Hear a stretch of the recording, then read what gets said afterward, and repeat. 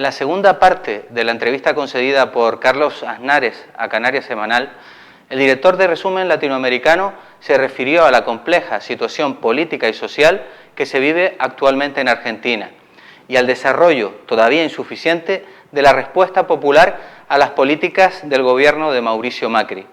Aznares analizó también las causas del declive de los llamados gobiernos progresistas de América Latina, estableciendo entre ellos diferencias esenciales. Finalmente, el periodista y militante argentino ofreció su visión sobre los retos que debería afrontar la izquierda revolucionaria de su país y en general de todo el mundo para avanzar en su objetivo de transformar realmente la sociedad. Carlos, de Argentina nos llegan continuamente noticias de las medidas antipopulares impuestas por Mauricio Macri, de los despidos masivos, de la subida de los precios de los productos básicos y también de las manifestaciones que están generando estas medidas. Pero nos gustaría saber hasta dónde llega esta resistencia y si está suficientemente organizada para ir más allá de la mera protesta. Mirá, yo creo que estamos en un momento de una muy grande ofensiva de la derecha local y regional. Y creo que como pueblo todavía no estamos a la altura de las circunstancias de la respuesta que tendríamos que dar. Sí es verdad que este es un pueblo peleón, es indiscutible. Cuando se produce un hecho en una fábrica o en una universidad donde echan gente, despiden gente, ahí se concentra la resistencia. Pero son como pequeñas islas. Se produce el conflicto, después el conflicto se va apagando y hay que esperar otro conflicto en otro lado. Todavía no estamos a la altura de la respuesta, pero hay razones para eso. Por un lado tenemos un movimiento sindical, las centrales sindicales están divididas en 6 centrales sindicales, a falta de una, en general están cooptadas, o sea, la llamada CGT, la Confederación General del Trabajo, son 3 CGT, y las 3 se han unido, pero para pactar con el gobierno. Y de hecho no ha habido, en todo el año, no ha habido un paro general de esas centrales sindicales. Las otras centrales son menores, y sí han movilizado, han hecho movilizaciones a Plaza de Mayo, pero al capitalismo lo que más les duele es cuando le parás la producción, cuando les generás un parate en su propia economía, y esto no ha pasado. Ha habido algunas puebladas, pocas, pero te vuelvo a repetir, no estamos todavía a la altura de responder como este enemigo que estamos enfrentando necesitaría. Y lo otro que falta es evidentemente organización política. Venimos de una experiencia que es el kirchnerismo, cuyo mayor obsesión es volver como si fuera una fórmula mágica, vamos a volver. Cayeron por sus errores y ahora quieren volver en 4 días, y eso no es así tampoco. Y el campo popular está dividido, está fragmentado. Todo eso influye para que no haya una fuerte resistencia o una resistencia como la que merecería este gobierno. Te has referido, Carlos, al kirchnerismo.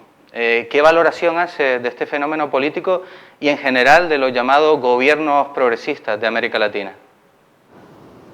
Mira, yo siempre he dividido a todas estas experiencias que pudiéramos decir que nacieron en algún momento con Hugo Chávez y después se fueron sumando otros mandatarios y pueblos con esos mandatarios, siempre lo he dividido entre progresistas y revolucionarios.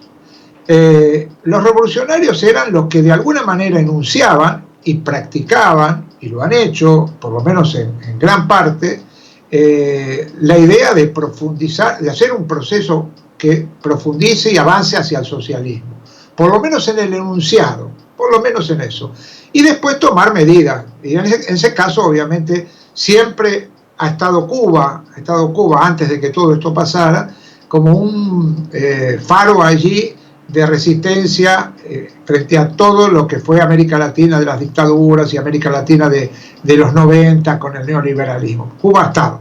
Pero bueno, pongamos que en ese campo revolucionario yo sumo siempre a Venezuela, con sus más y sus menos, a Ecuador, a Bolivia. Esos son los países que me parecen que que de alguna manera han enunciado un programa que en algunas zonas los han desarrollado y en otras no han podido o no han querido, pero por lo menos lo enunciaron, de avance hacia el socialismo. Después los otros gobiernos progresistas, todos ellos, incluso obviamente el argentino, hicieron fe de quedarse dentro del capitalismo y de quedarse con distintas excusas del capitalismo suave, el capitalismo humano, el capitalismo menos duro. El capitalismo es el capitalismo, es salvaje, es brutal, es muerte. Entonces, con ese comportamiento, en el caso argentino, por ejemplo, sí, se produjeron algunos avances, sin duda. Por supuesto que yo no comparo de ninguna manera la etapa del kirchnerismo, como hacen algunos trotskistas, por ejemplo, de comparar a Menem o a la dictadura con el kirchnerismo. No es así. Y de hecho ahora también lo vemos. No es lo mismo Macri que lo que tuvimos anterior. No es lo mismo. Ahora, eso no quiere decir que desde nuestro punto de vista de izquierda, revolucionaria, marxista, nosotros nos podamos conformar. Nosotros podemos decir, sí, se produjeron avances, pero hubo mucho asistencialismo, hubo muchas fórmulas asistencialistas que generaron una cultura equivocada, que no es la cultura del tipo que pelea desde su fuente de trabajo, sino el hombre o la mujer que va a cobrar un plan, un subsidio, y se va acostumbrando a eso y realmente eso cuesta, porque después cambia el gobierno y viene otro y te da el subsidio y como vos no has hecho un trabajo de formación política, de concienciación política, ese hombre o esa mujer pegan el salto sin ningún tipo de duda. Y el otro tema fundamental es que sí, algunos de estos gobiernos tuvieron un comportamiento en política exterior mucho mejor, pero por supuesto mucho mejor de lo que estamos viviendo ahora con la derecha, pero tampoco se subieron a esas instancias que, por ejemplo, Hugo Chávez invitaba permanentemente, por ejemplo, el ALBA, la Alternativa Bolivariana de nuestra América.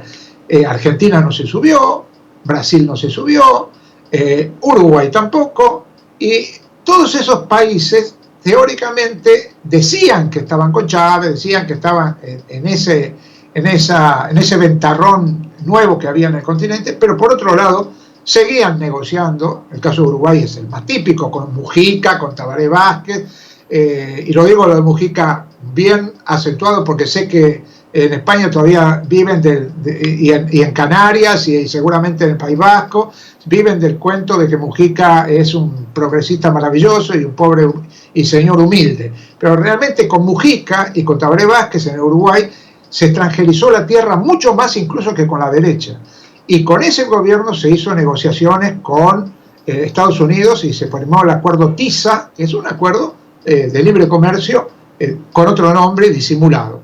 Pero digo, ese es el problema de los progresismos, que no generaron ni una organización política de masas que pudiera defender a ese propio gobierno de un avance como el que estamos viviendo ahora, que ideológicamente no estaban de acuerdo con avanzar hacia el socialismo, no les interesaba. Yo me acuerdo de Cristina Kirchner decir esos discursos, hay que consumir, mucho consumo, y enaltecer al capitalismo consumista. Cuando de pronto, ¿quién consume? Los ricos consumen. Los pobres son los que ahora están evidentemente pagando el pato de este mal paso que se ha dado. Y evidentemente con esos gobiernos ha ocurrido lo siguiente.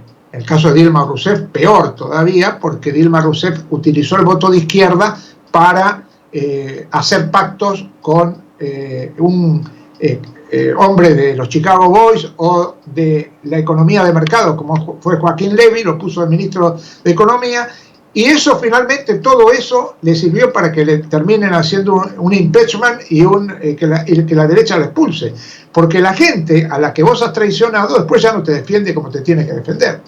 Entonces todos esos gobiernos han caído de un día para el otro y han caído y han dejado poco como mensaje, o sea, poco de construcción como mensaje. Por eso que la derecha, tanto en Brasil como en Argentina, han podido hacer en un año destrozos increíbles. Han tirado abajo todas las pequeñas conquistas que se habían logrado, no solamente en esos gobiernos, sino históricas, y lo han hecho con una facilidad y una rapidez increíble. Entonces, esos gobiernos, esas construcciones realmente no fueron sólidas. Y no fueron sólidas porque no tienen la ideología para hacerlo. O sea, no son de izquierda, son progresistas, que es algo decir como, sí, ni, estoy un poquito por aquí, un poquito por allá.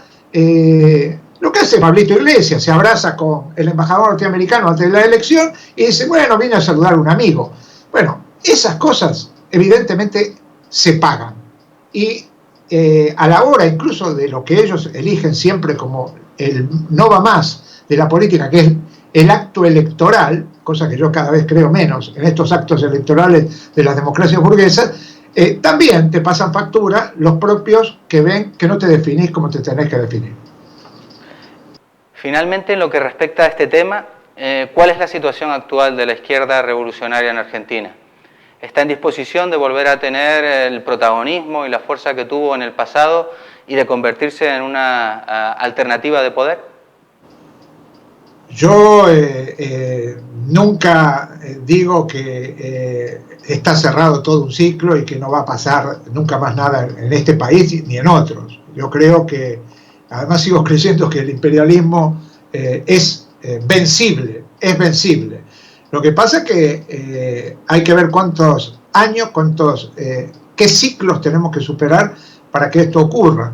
Creo que la izquierda revolucionaria argentina existe, está en algunos sectores, en algunas organizaciones pequeñas, aunque sean pequeñas, no importa, pero que hay gente trabajando en serio en la Argentina en política, pensando a futuro y no a corto plazo, no a la elección que viene en el 17 o en el 19, sino a largo plazo, y que no desechan ningún tipo de vías para avanzar.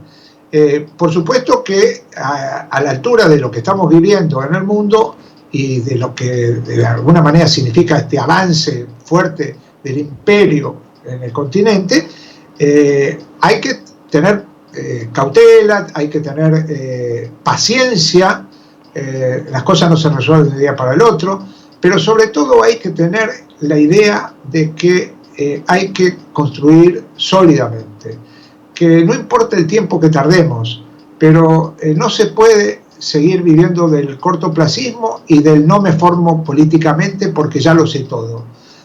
Hoy estamos viviendo, sobre todo, yo voy a hablar de la Argentina, pero creo que pasa en otras partes del continente y también en Europa, que muchos jóvenes no se preocupan tanto por la formación política y tampoco hay nadie que se los incentive.